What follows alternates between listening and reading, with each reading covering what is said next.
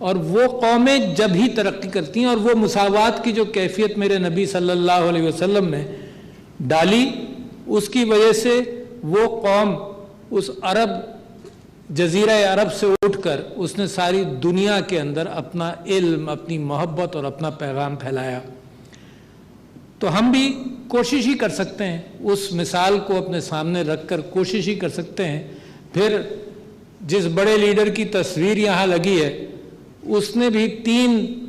اگر اس کے ساری زندگی کے اعتبار سے اس کی نصیحت کے حوالے سے میں آپ سے کوئی بات کہہ سکوں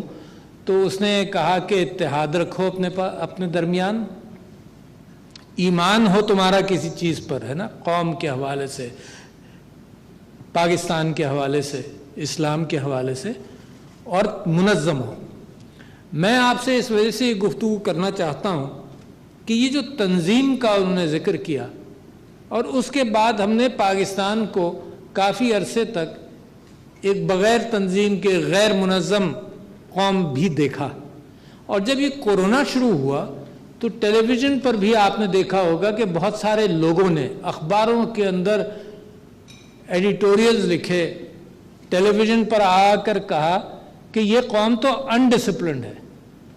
یہ قوم نہیں کر سکتی جو آپ کرنا چاہتے ہیں۔ ہم نے رمضان کے اندر تراویحوں کے اعتبار سے اسی ہال کے اندر ہم نے پریس کانفرنس کی، جس کے اندر ہم نے کہا کہ نماز پڑھنے کے یہ ایس او پیز ہیں، اور ان ایس او پیز پر عمل کر لو۔ ماشاءاللہ آپ سب لوگ آئے ہوئے ہیں یہاں پر، ماسک لے کر آئے ہیں، ایس او پیز پر عمل کر رہے ہیں۔ اگر ایس او پیز پر عمل کر لیں، فاصلے رکھیں، تو اس دنیا کے سارے کام اب ہوں گے، اور ایک نیا معمول بن گیا ہے جس کو انگریزی میں نیو نارمل بھی کہتے ہیں، کہ زندگی شاید کچھ عرصے ایسے گزارنی پڑے گی۔ تو جب ہم نے وہ کہا کہ جی تراویحیں بھی جاری ہوں گی اور لوگ اہتمام کریں گے، اور ہم نے خود ذمہ دار ٹھہرایا علماء کو اور نمازیوں کو۔ میں نے میرا منطق یہ تھی جس کے اوپر ہم بار بار کہتے رہے کہ وہ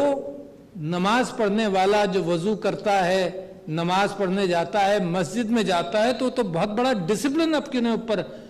پیدا کرتا ہے کہ میں نے اس ڈسپلن کے ساتھ نماز مسجد میں پڑھنی ہے۔ اچھا، وہ اگر ڈسپلن آدمی ہے تو پھر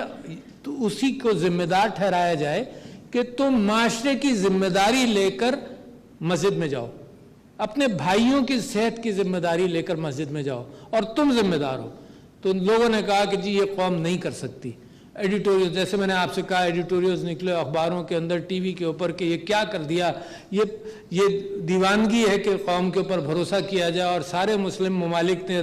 نے نمازیں مساجد کے اندر روک دی ہیں اور یہ کیا۔ تو ہم بھی اس کے باوجود ہم کہتے رہے کہ نہیں، ہماری قوم ڈسپلن کے ذریعے ڈسپلن سیکھے گی بھی اور ڈسپلن کرے گی بھی، اور ہوا یہی کہ ڈسپلن کیا۔ یہ اس بات کا امکان ہے کہ ایکسیپشنز ہوں۔ اچھا، کہاں یہ قوم جس کے اندر ہم یہ ڈسپلن پیدا کر رہے ہیں، اور جس قوم کے اوپر لوگ فخر کے ساتھ ہمارے اخباروں میں ہمیں برا بھلا کہہ کر کہتے تھے کہ دیکھو وہ امریکہ اور دیکھو وہ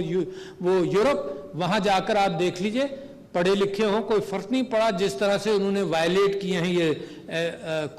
کووڈ کے نارمز، نہ ماسک پہنے، جس طرح سے وہ بیچز پر بیٹھے، جس طرح سے انہوں نے مجمع کیے۔ تو مجھے اور آپ کو تو فخر ہے پھر اس قوم کے اوپر کہ جس نے یہ دکھایا کہ ہم نے کووڈ، دنیا کی ان قوموں کے اندر آپ نے نام رقم کرا لیا تاریخ کے اعتبار سے کہ آپ نے کووڈ پر قابو پایا۔ اچھا، کیا یہ کہیں لوگ کہ جناب یہ تو یہاں کی آب و ہوا ایسی ہے اور ایسا ہے؟ آپ ہندوستان کا حال دیکھ لیجئے، ان کے ہاں جو کارروائی کی، تو دو چیزوں کو کریڈٹ جاتا ہے، تین چیزوں کو۔ سب سے بڑا تو ظاہر ہے اللہ کا احسان ہے میرے مولا کا کہ اس نے کرم کیا، دوسرے یہ کہ حکومت نے صحیح پالیسیز اپنائی، اور تیسرے یہ کہ آپ لوگوں نے اس کے اوپر عمل کیا، عوام نے۔ بغیر ان تینوں کمبینیشنز کے، خیر اللہ تعالیٰ جب چاہے تو وہ تو گمراہ قوموں کے اندر بھی اپنی برکت ڈال سکتا ہے، اس کی کنڈیشنز کوئی نہیں ہے، مگر باقی دو کنڈیشنز تو ہمارے ہاتھ میں تھیں اور آپ لوگوں نے عمل کر کے دکھایا۔ پھر وہ لوگ، آپ جیسے بہادر لوگ جو میدان میں رہے، جنہوں نے یہ کام کیا، میں خراج تحسین آپ کو پیش کرتا ہوں۔ اور یہ کتنی اچھی بات ہے کہ یہ اس بات کا بھی یہاں ذکر ہوا کہ ڈاکٹرز کو اور بڑے لوگوں کی ریکگنیشن ہوتی ہے، مگر یہ ملک اب ایسا ملک بن رہا ہے جو ریاست مدینہ کی طرف اپنا راستے کا تعین کیا ہے، بن نہیں گئی ہے، راستے کا تعین کیا ہے۔ راستہ طویل بھی ہو سکتا ہے اور چھوٹا بھی ہو سکتا ہے۔ راستے کا مطلب یہ نہیں ہے کہ لوگ تانا دیں کہ یہ ریاست مدینہ ہے اور تم یہ کر رہے ہو۔ راستے کا مطلب یہ ہے کہ ہم نے چنا ہے اپنے کردار پر، اپنے کام پر، اپنے حکومت کے اصولوں پر ہم ریاست مدینہ کے اصول فائز کریں گے، اپنی ذات پر، اپنی زندگیوں کے اندر، اپنے سماجی انٹریکشن پر ہم ریاست مدینہ کے اصول اپنے اوپر فائز کریں گے۔ تو جب وہ راستہ ہم نے چنا تو اس حوالے سے بہترین کام ایک یہ کیا، دیکھو آئین ایک معاہدہ ہے عوام کا اور حکومت کا، مگر جس انداز سے ماشاءاللہ احساس پروگرام، میں ڈاکٹر سنگیا نشتر سے کل پرسوں سے اس بات پر گفتگو کر رہا ہوں کہ اتنا اچھا پروگرام ہے جس ہر یعنی 1,60,00,000 خاندانوں تک یہ بات پہنچی، 12,000 روپے پہنچے اور بڑھا کر اور بھی زیادہ بہت دور دور تک پہنچا۔ اتنا اچھا پروگرام ہے کہ پرائم منسٹر صاحب نے باحساس امن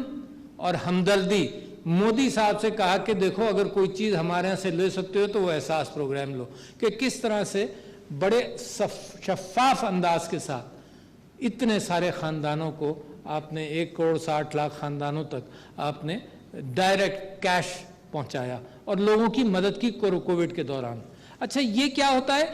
یہ وہ کیفیت ہے جو خاندانوں میں آپ نے دیکھی ہوگی کہ اگر کوئی رشتہ دار، اگر کوئی آپ کا بچہ، آپ کا رشتہ دار کسی پریشانی میں مبتلا ہے تو اس کے ساتھ جب ہمدردی کے ساتھ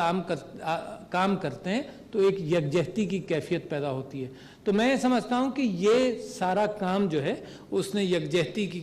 کیفیت عوام کے اندر پیدا کی ہے کہ ہم ایک ہی منزل کی طرف ہم جا رہے ہیں۔ تو لہٰذا آپ لوگوں کو خراج تحسین پیش کرنا بے انتہا ضروری تھا۔ اس کو یہ